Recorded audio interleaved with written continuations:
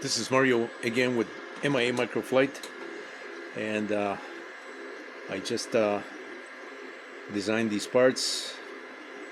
They're very similar to a lot of parts that are available through Thingiverse, but these are my own parts, and there's designed a little bit different with different fit on the ends here. They take up my own connectors that I designed for some other parts that for the wooden typical tracks that you can buy, or also for some of these 3D printed parts that you can download from Thingiverse. But these are my own parts, and you will see later on some of the differences here. The print is coming out very nice. The first layer is always the most important layer, and so far this machine has been performing very nicely after the the typical quick assembly that these machines go through, where you install the tower over the base. And once again, I love this base with no nonsense type of a display here. So I did notice the display has this area here, and it's got a G here for the, I guess it's the maybe the G code. Maybe a logo that the company decided to include there, but I think this is meant for files that contain a graphic illustration of the parts that you're printing. So if I were to say include a graphic illustration of this part, these parts were, by the way, assembled in CAD as a group, and I slice these parts as a group because the machine is big enough that I can do all these parts in one shot. And so if I had I believe you have to modify the G code to include some kind of a graphical representation of that assembly or the part that you're printing, and it'll show up here as an illustration or an image of that file. But I haven't gotten to that point of manipulating the G code file. I need to find out how that's done and what needs to be done. But I believe that's what this area is for, which is great because this is exactly what I've been also wanting on a machine, and so this machine has that capability. The other machine that I reviewed in my other 8-part video series on the artillery Sidewinder X3 Pro, the controller also had this feature here.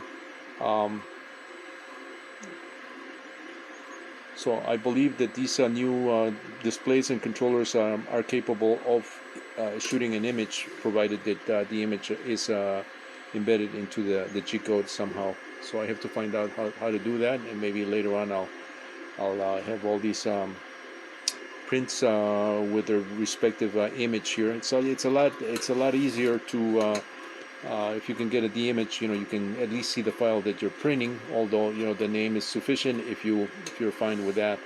But I really like to have an image on the screen that you can see what is printing here.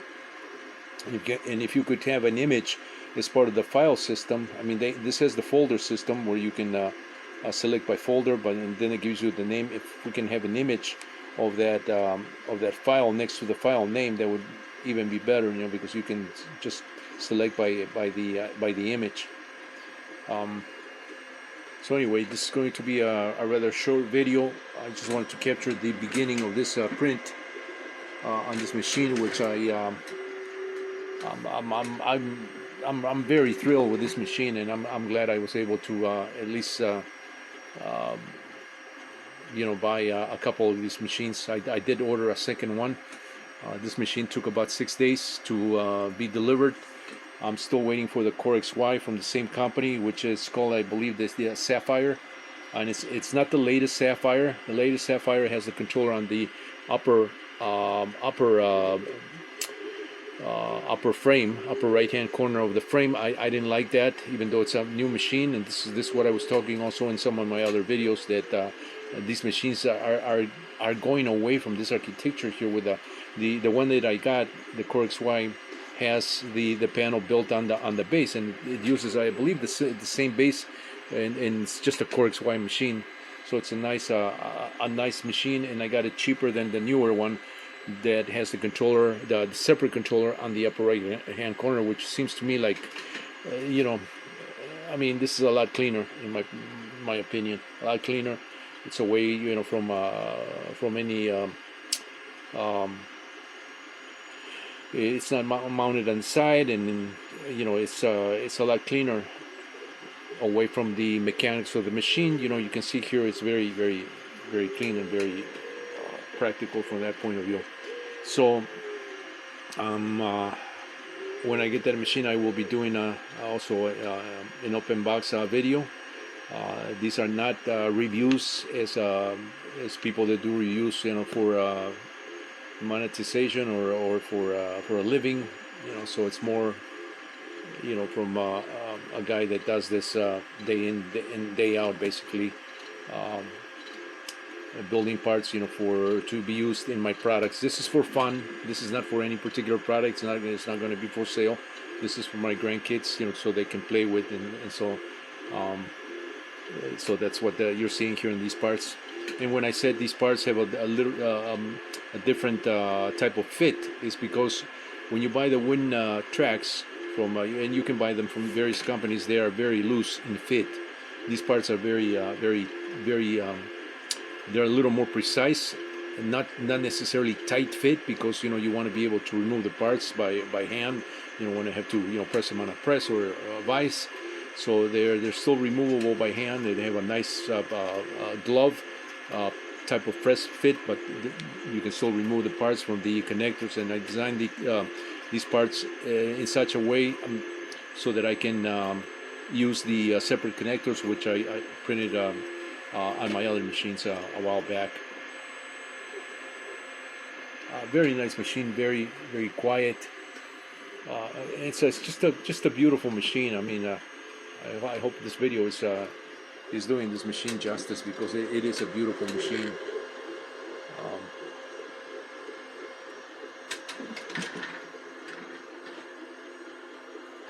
You know, and it's a very large footprint too. 300 by 300 by, I believe, 300 by 300 by 600. Yeah, it's a very tall machine. So yeah, very thrilled with this machine. I can't wait to get the other ones so that I can put them through their paces. And I'm pretty sure that the Core XY is going to be just as good as this machine. You know, so thumbs up, you know, for two trees. Very nice machine. I hope they don't steer away from this architecture, as I keep saying that. Just something to consider. Anyway, this is Mario once again with MIA Microflight. Stay tuned for more. Next video I will show these parts finished. There's no point in me keeping this video going. I mean, you can see the way the machine is printing, is laying out all the parts very nicely.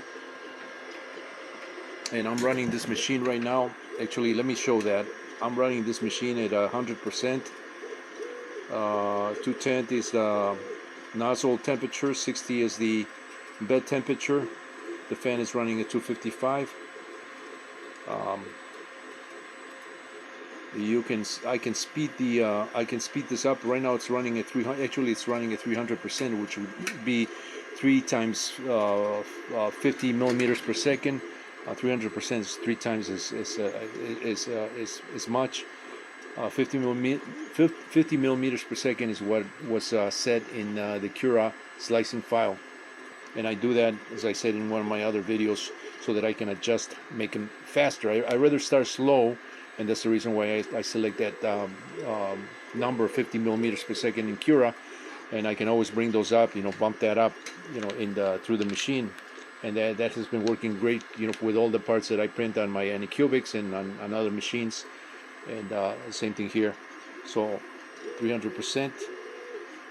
I mean, it's moving pretty quick, and it's, once again, it's very, very quiet machine. Very impressed. Anyway, stay tuned for more. Thanks for watching.